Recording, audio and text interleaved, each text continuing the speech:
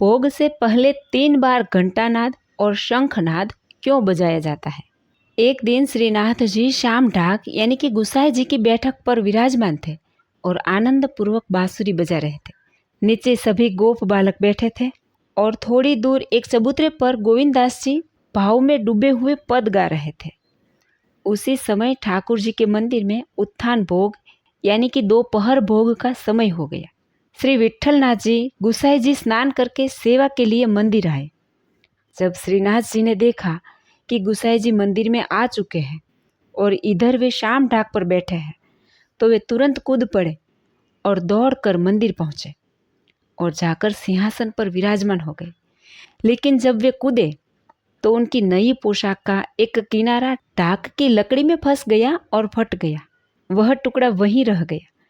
गुसाई जी ने जब मंदिर के पट खोले और श्रीनाथ जी का दर्शन किया तो देखा कि पोशाक तो नई है लेकिन फटी हुई है। वे चौंक पड़े। पूछा, ठाकुर जी, यह नई पोशाक कैसे फट गई? आप तो भीतर विराजमान है, यह फटी कैसे?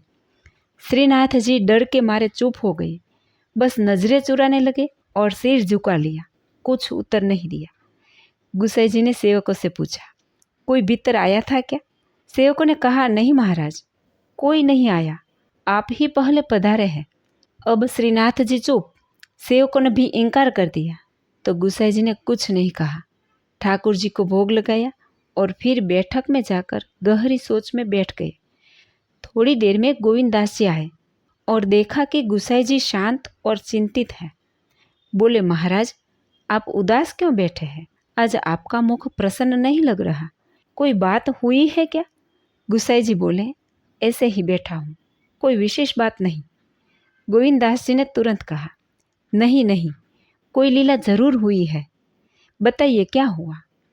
गुसाई जी बोले, आज मंदिर में आया तो ठाकुर जी की पोशाक फटी हुई थी। मुझे यही चिंता हो रही है, भला ये कैसे हुआ? सेवा में कोई भूल तो नहीं हो गई? इतना सुनते ही गोविंददास जी हंस पड़े। बोले, महाराज, आप कितने भोले हैं। ये ठाकुर जी जितने सीधे दिखते हैं उतने हैं नहीं। ये आज शाम ढाक पर बंसी बजा रहे थे, वहां से कूदते समय पोशाक फंस गई और फट गई। आप सोचते हैं कि आपके ठाकुर बहुत शांत सज्जन है, पर यह तो बहुत शरारती है। चलिए मैं दिखाता हूँ। फिर गोविंददास जी गुसाई जी का हाथ पकड़कर शाम ढाक पर ले आए। वहीं लकड़ी में फंसा पोशाक का फटा टुकड़ा दिखाया। गुसाई जी ने यह कपड़ा उठाया, मंदिर लाए और ठाकुर जी की पोशाक से मिलाया, बिल्कुल वही था। उन्होंने श्रीनाथ जी की ओर देखा और मुस्कुराकर पूछा, ये कैसे हुआ? श्रीनाथ जी फिर से सिर झुका गए, एक शब्द नहीं बोले। गुसाई जी और गोविंददास जी दोनों हंस पड़े। उस दिन से गुसाई जी ने सेवा का एक नया नियम बनाया। भोग से पहले 3 बार घंटानाद और शंखनाद किया जाए ताकि ठाकुर जी जहाँ भी लीला कर रहे हो तो समय पर वापस आ जाए। जय श्री स्वामीनारायण।